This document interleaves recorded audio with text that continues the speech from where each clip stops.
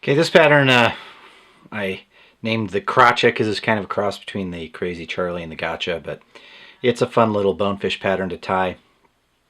Pretty shrimpy looking. So go ahead and start with our thread, and this is a Montana Fly fluorescent pink in 6/0. And our hook here is a Daiichi 2546. It's an awesome saltwater hook. And then we're going to use these bead chain barbell eyes. And obviously if you need it to sink faster or slower, you would just alter the type of eyes here. And I'll work my thread back to just by the point of the hook, and then I always like to take some super glue and get those eyes fixed in there pretty good.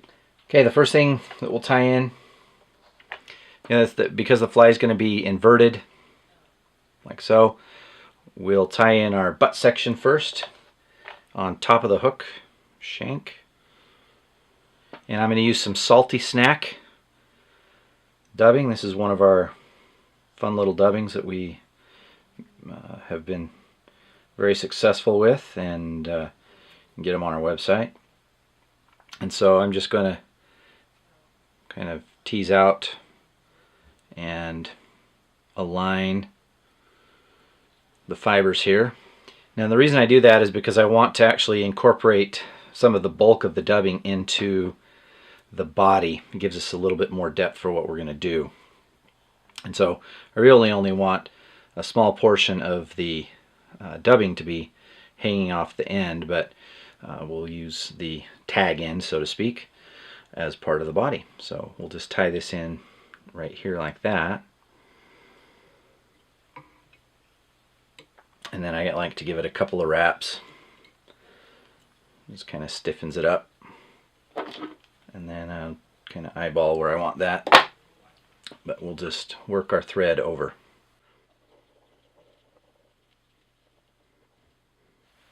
Okay, now the body's going to consist of several different materials. The first thing that we'll do is tie in some ribbing and the vein on this, and then the body, and those will be some black hollow tinsel in medium for the vein. That'll go on first, and that's going to go on what is now the top, like so. Then the ribbing is going to be some black crystal flash.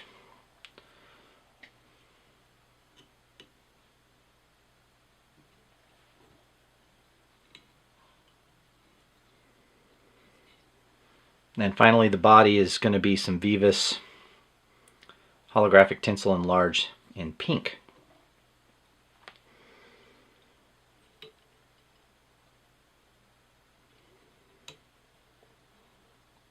And I'm nicking the crap out of this thread. Just be careful, these saltwater hooks are insanely sharp. Now I'm going to work my way up to the eye of the hook. Now here's something to be careful on.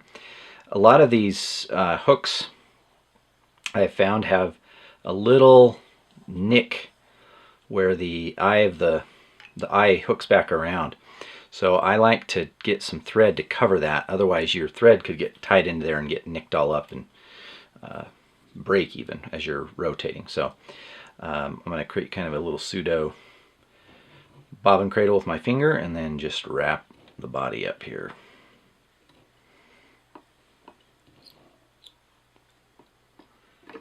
And then we'll just take care of that right in front of the bead chain.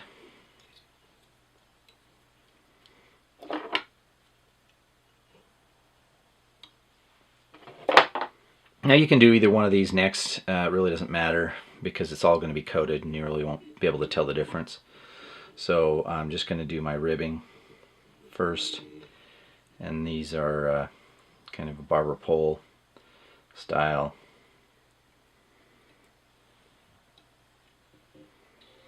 And the fact that I'm building up bulk at the head here is absolutely fine, because we're going to build up even more bulk. And then lastly, we'll just pull this vein over the top.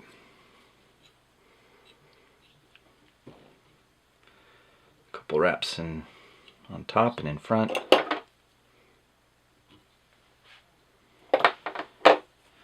Okay, now for the fun part. We're going to use several different materials for this body, and it's actually really easy. So it's going to consist primarily of some of this UV clear fly finish in the thick.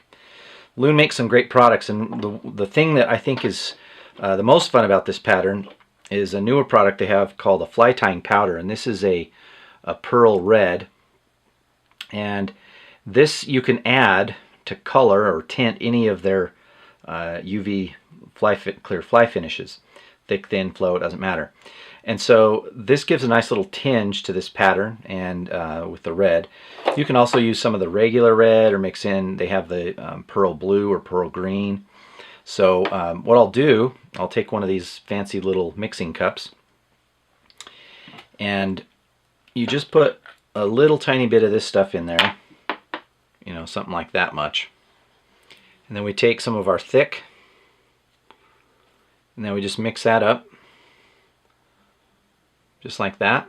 Nice thing about these little mixing cups is that once you're done, you can cure what's in there, and it will chip right out. Everything's gone and clean. It's really slick. The other nice thing is that I can leave this like this for several days, out of the light, of course, sunlight, and I can still use it. So if I'm making these little crotches or some other nymphs that I use this a lot on shellbacks on nymphs or wing cases. It's great. So what we'll do is we're going to apply the first layer. So I usually do 3 layers because it kind of gives it a nice 3D effect. And I'll glob some of this on, and then you just kind of twirl it around. Kind of looks like snot, but it's snot.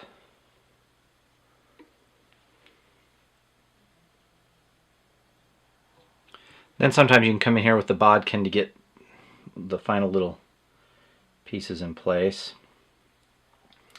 But because this is thick, it'll allow you to rotate it slowly and kind of mold it. Okay, now we'll take the legs and we're going to figure 8 them right on top. And so the way you do this, have your thread in front of the barbell eyes, and then lay your legs on there with a little bit of excess that we can trim off. And then we're going to come up and around a kind of a soft loop, and then you're diagonally back to where you started. And then we'll do another one of those.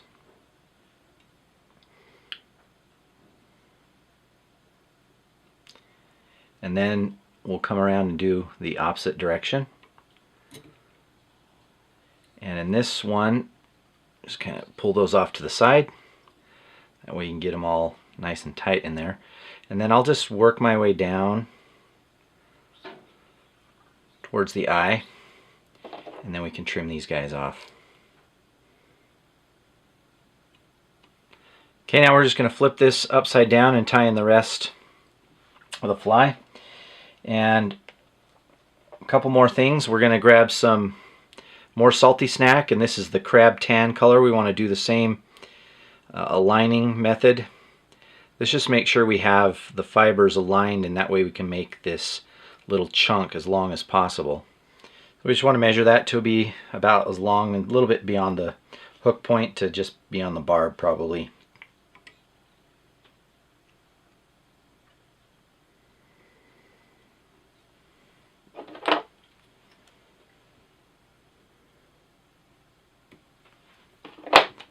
Okay, and the last material is a really cool material we've been using a lot.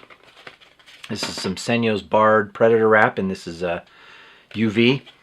So it's got some nice barring to it, obviously some nice flash. It's really looks good in the water, especially for these shrimp. So we'll take about a dozen fibers or so, and we'll cut these to length as we get them tied in here, so don't worry about the length right now.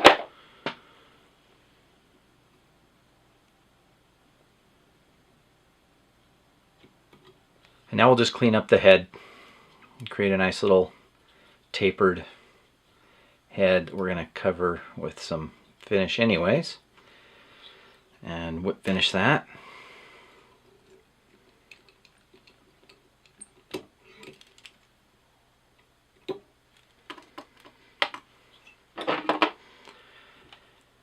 Okay, now we'll look at both the silicone and the Predator wrap.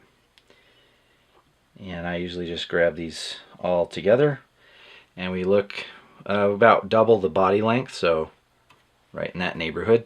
And then just as one final little finish, we'll grab some more flow and coat the head. Get it nice and shiny, durable. I also like to get underneath where I put those silicone legs in and tie them around the eyes. And then the other thing you can do is just hit these barbell eyes, or the bead chain eyes, with a little bit of the UV stuff as well. That'll stop those little links from popping out on you. And there we go.